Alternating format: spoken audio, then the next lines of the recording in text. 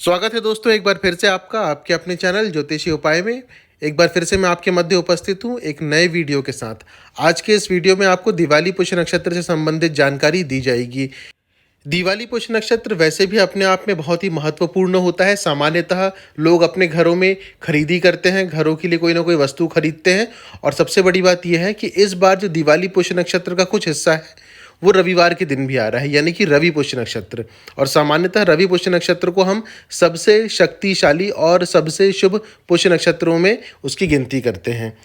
दोनों ही चीज़ें एक साथ आ रही है, यानी कि आपके पास एक बहुत ही अच्छा मौका है खरीदी करने का और अलग अलग प्रकार के उपाय करने का। इस बार के जो उपाय होंगे वो कुछ विशेष उपाय होंगे।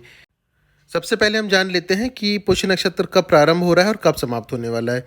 तो जो पुष्य नक्षत्र है वो 4 नवंबर शनिवार प्रातः 7:57 पे प्रारंभ होगा और समाप्त होगा रविवार 5 नवंबर प्रातः 10:29 पे। यानी कि रविवार का जो समय है सूर्योदय से लेकर के 10:29 तक, वो समय जो रहेगा वो रवि पुष्य नक्षत्र के अंतर्गत आएगा। अब इसमें हमारे पास 2 दिन है, शनिवार और रविवार। दोनों ही दिन उपाय किए जाएंगे, लेकिन अलग अलग प्रकार के।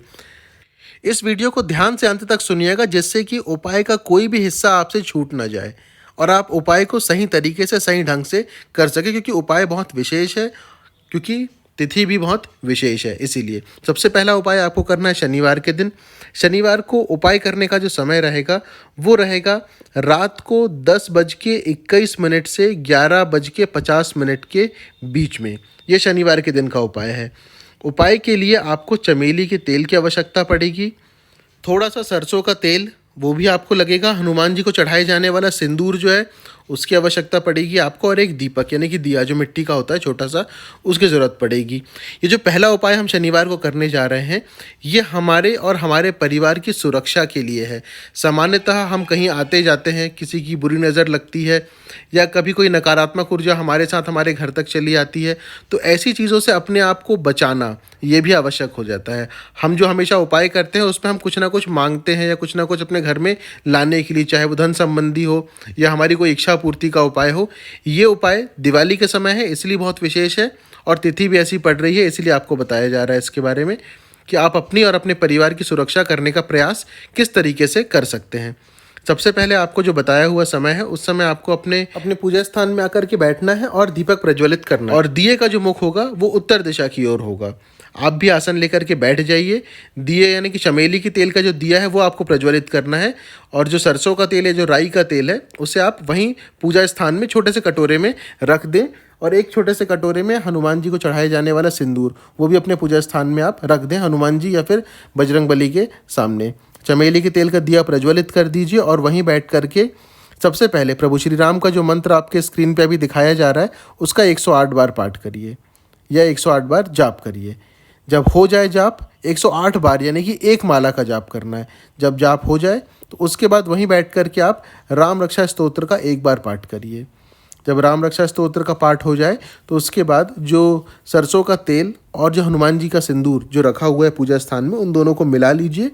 मिलाने के बाद अपने घर के मुख्य द्वार पे जाइए और मुख्य द्वार में बाहर की तरफ, यानी कि जब आप घर में अंदर आ रहे हो तो जो सामने का हिस्सा आपको दिखाई दे रहा है वहाँ पे आप एक स्वास्तिक का चिन्ह बनाइए। स्वास्तिक का चिन्ह प्रतीकात्मक तौर पे आपके स्क्रीन पे दिखाया जा रहा है, इसे आप बनाइए। और जब आप चिन्ह बनाएंगे तो उस समय जय श्री राम का निरंतर जाप आप करते रहें।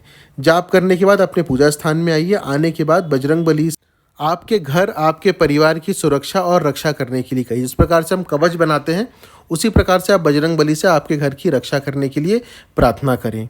यदि किसी भी प्रकार की नकारात्मक ऊर्जा आपके घर में है तो उससे आपकी रक्षा करें, उसे आपके घर से बाहर करें, और किसी भी प्रकार की नकारात्मक ऊर्जा को आपके घर में प्रवेश करने बिल्कुल भी ना दें। इस प्रकार की प्रार्थना आप बजरंग बली से करिए। और जब आपकी प्रार्थना हो जाए तो उसके बाद बजरंग बली के सामने 11 बार प्रभु श्री राम का ही जो मंत्र आपके स्क्रीन पे भी दिखाया जा रहा है उसका आप जाप करिए 11 बार केवल। बस ये उपाय था शनिवार का जो आपको करना है दिवाली विशेष में। किस प्रकार से आप खुद को और अपने परिवार को कवचित करने का आप प्रयास कर सकते हैं, ये छोटा सा एक उपाय था शनिवार का। अब हम चलते हैं रविवार यानी कि रवि पुष्य नक्षत्र के उपाय के लिए। उपाय बताने से पहले मैं चाहूँगा कि चैनल को आप लोग सब्सक्राइब कर लें। जो नए हैं इस चैनल में वो इस चैनल को सब्सक्राइब ज़रूर करें और बेल आइकन ज़रूर दबा लें, जिससे कि इस चैनल में अपलोड किए जाने वाले किसी भी उपाय या वीडियो की जानकारी सबसे पहले आप तक पहुंच सके और आप किसी भी उपाय से वंचित ना रहने पाएँ। सब्सक्राइब कर लिया हो तो धन्यवाद। अब हम चलते हैं रविवार के उपाय की तरफ। रविवार सूर्योदय के समय से ही रवि पुष्य नक्षत्र प्रारंभ हो जाएगा।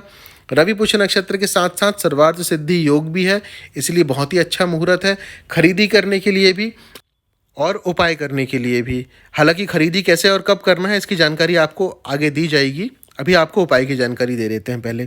तो उपाय करने के लिए आपको रविवार के दिन सूर्योदय से आधे घंटे के भीतर, अगर सूर्योदय के समय आप कर सकें तो सबसे अच्छा है, क्योंकि पिछले रवि पुष्य नक्षत्र भी आप लोगों ने सूर्यदेव को जल अर्पित किया था।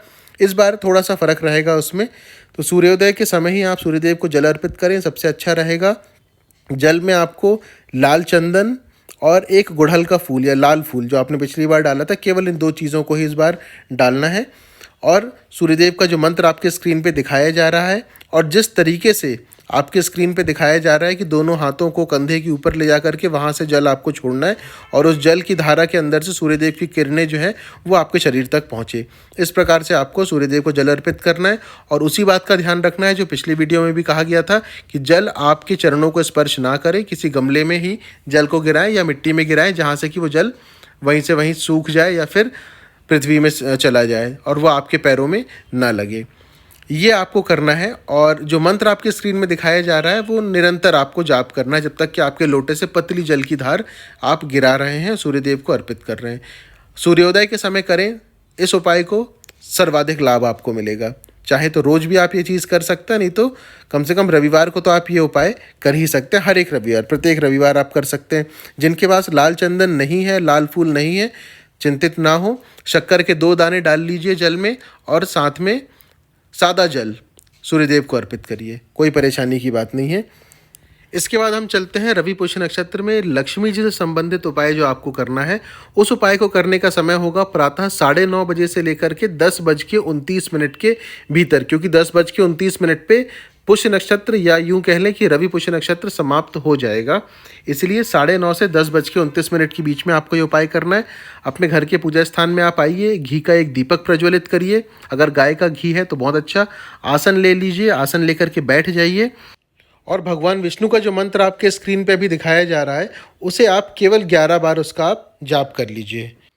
माँ लक्ष्मी से पहले हम भगवान विष्णु की पूजा क्यों करते हैं इसकी जानकारी आपको पहले और पुराने वीडियो में कई बार दी जा चुकी है। उसके बाद लक्ष्मी जी का जो मंत्र आपके स्क्रीन पे अभी दिखाया जा रहा है इसका आपको 5 माला का आपको जाप करना है। ध्यान रखिए, मुख आपका उत्तर दिशा की ओर होना चाहिए या फिर पूर्व दिशा की ओर, ये दो में से कोई भी एक दिशा की ओर अपना मुख करके आप जाप कर सकते हैं। जाप जब हो जाए तो उसके बाद आपको लक्ष्मी स्तव का वहीं बैठ करके एक बार पाठ करना है। लक्ष्मी स्तव का पाठ जैसे ही हो, ध्यान रखिएगा कि जब आप दीपक प्रज्वलित करें तो उसके साथ गुलाब धूप जो होता है उसे भी आप प्रज्वलित कर लें और उस गुलाब धूप को अगर संभव हो सके तो अपने पूरे घर में एक बार घुमा दीजिए आप। लक्ष्मी स्तव का जब पाठ हो जाए तो उसके बाद माँ लक्ष्मी को आप प्रसाद के रूप में मिश्री के 2 दाने या शक्कर के दाने जितने भी आप चाहें भोग लगा सकते हैं। जब तक ये दीपक प्रज्वलित हो रहा है तब तक के भोग को वहीं रखे रहने दें। उसके बाद केवल अपने परिवार के सदस्यों के साथ मिल करके उसे आप खाएं, किसी बाहर वाले को ना दें। हाथ में अक्षत के दाने ले लीजिए, ऐसे दाने जो टूटे हुए ना हो, और उससे इस पूजा में किसी प्रकार की जो कमी रह गई हो उसके लिए आप माँ लक्ष्मी से क्षमा याचना करें और उन अक्षत के दानों को वहीं किसी कटोरे में अपने पूजा स्थान में माँ लक्ष्मी के सामने ही छोड़ दें। बाद में जब पूजा समाप्त हो जाए, दीपक बुझ जाए, तो उसके बाद फिर उन अक्षत के दानों को किसी भी फूल के गमले में आप चाहें तो विसर्जित कर सकते हैं या आप छोड़ सकते हैं। इसके ठीक बाद आपकी जो भी इच्छाएं हैं वो आप माँ लक्ष्मी से बोल सकते हैं, चाहे वो किसी भी चीज़ से संबंधित हो, और माँ लक्ष्मी से उसे जल्दी से जल्दी पूरा करने की आप प्रार्थना करें। ये छोटा सा उपाय था रविवार का।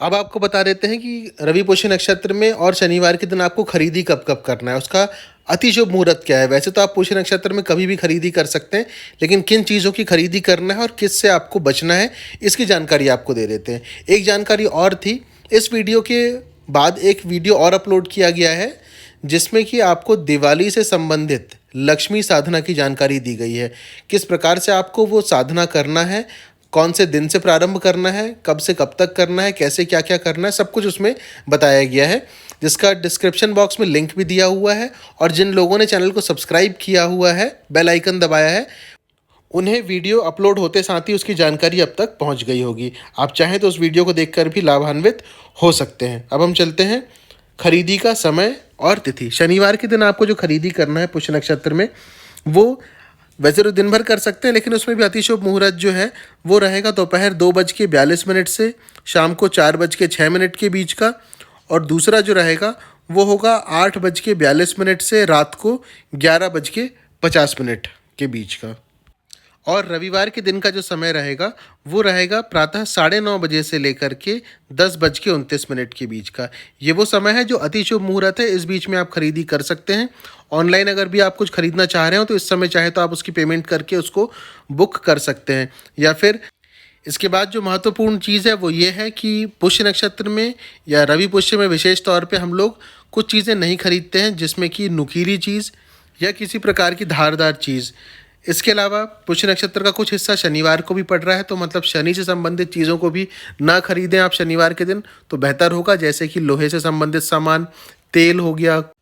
इसके अलावा एक बात का और विशेष ध्यान रखें कि पुष्य नक्षत्र में जब भी आप कोई चीज़ खरीदें तो किसी को गिफ्ट देने या उपहार स्वरूप देने के लिए बिल्कुल भी ना खरीदें, केवल अपने और अपने परिवार के लिए ही खरीदें, जो आपके घर में रहे, स्थायी रूप से रहे। क्योंकि कोई चीज़ आप अपने घर के लिए लेकर आ रहे हैं, कोई शुभ वस्तु लेकर आ रहे हैं, तो वो एक शुभ वस्तु आपके घर में दूसरे वस्तुओं के आने का रास्ता प्रशस्त करती है। और प्रयास करें कि थोड़ा थोड़ा करके ही आप खरीदना शुरू करें, धीरे धीरे अपने घर के लिए चीज़ें बनाना शुरू करें। आपके घर में चीज़ों का आगमन जो है वो शुरू हो जाएगा।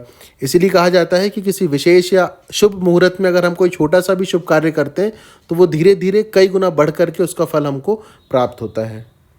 कोई प्रश्न हो आपका तो नीचे व्हाट्सएप नंबर दिया है, व्हाट्सएप मैसेज के माध्यम से आप जानकारी ले सकते हैं। वीडियो को अधिक से अधिक लोगों तक पहुंचाने का प्रयास करें ताकि हर कोई इससे लाभान्वित हो सके। जितना ज़्यादा आप इसको लाइक करेंगे उतना ज़्यादा ये लोगों तक पहुंचेगा। एक लाइक से ये कई लोगों तक ये वीडियो पहुंच सकता है और हर कोई इससे लाभान्वित हो सकता है। चैनल को सब्सक्राइब ज़रूर कर लीजिएगा। और जो दूसरा वीडियो जो आपको बताया था वो ठीक इसके ऊपर ही आपको मिल जाएगा, या डिस्क्रिप्शन बॉक्स में उसकी लिंक दी हुई है, आप चाहें तो देख सकते हैं। दिवाली लक्ष्मी साधना का वीडियो। जल्दी ही दूसरे वीडियो के साथ फिर उपस्थित होंगे। धन्यवाद।